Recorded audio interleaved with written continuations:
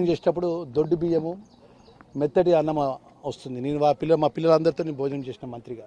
ఇది నేను మొదటిసారి నేను మంత్రిగా ఛార్జ్ తీసుకున్న రోజు గౌల్ దొడ్డిలో భోజనం చేసినాను. నేను ఎక్కడికి వెళ్ళినా మన పిల్లలతో భోజనం చేస్తున్నా.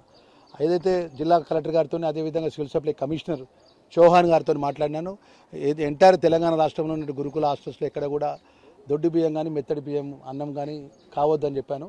దానిలో భాగంగా గత 10 రోజుల నుంచి ఇక్కడ పిల్లలకు ఇబ్బంది అవుతుంది. తక్షణమే ఆ ఒక బియ్యాన్ని మార్చి సన్న బియ్యాన్ని ఇక్కడ తేవాలి, ఇక్కడ పిల్లలకు అందరికీ సన్న బియ్యం సరఫరా చేయాలని చెప్పేసి చెప్పడం జరిగింది. దానికి సివిల్ సప్లై కమిషనర్ గారు కూడా నాకు సాధ్యమైన తొందరగా ఆ యొక్క బియ్యం దొడ్డు బియ్యాన్ని తిరిగి వాపసు తీసుకొని వెళ్ళి ఆ మెత్తడన్నమయ్య బియ్యాన్ని వాపసు తీసుకొని సన్న బియ్యాన్ని కూడా సరఫరా చేస్తా అని చెప్పి మాట ఇవ్వడం జరిగింది.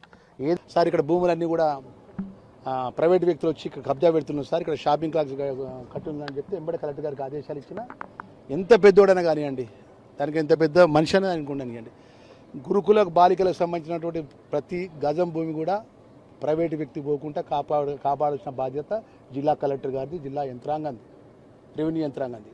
ఆ విధంగా కాపాడి దానికి సంబంధించి డిమార్కేషన్ చేస్తే దానికి కాంపౌండ్ వాళ్ళు పెట్టుకునే విధంగా మా యొక్క సోషల్ డిపార్ట్మెంట్ అధికారులను, ఇంజనీరింగ్ అధికారులను ఆదేశిస్తానే విషయాన్ని మనవి చేసుకుంటా. ఏకో గజం కూడా పోనీయం. బాలికలకు గురుకులకు సంబంధించినటువంటి ఏదైతే మా గర్ల్స్ పిల్లలు ఉందో మా ఆస్తులు మాకే చెందే విధంగా ప్రత్యేక దృష్టి పెడతామనే విషయం మీ ద్వారా తెలియజేస్తున్నాం.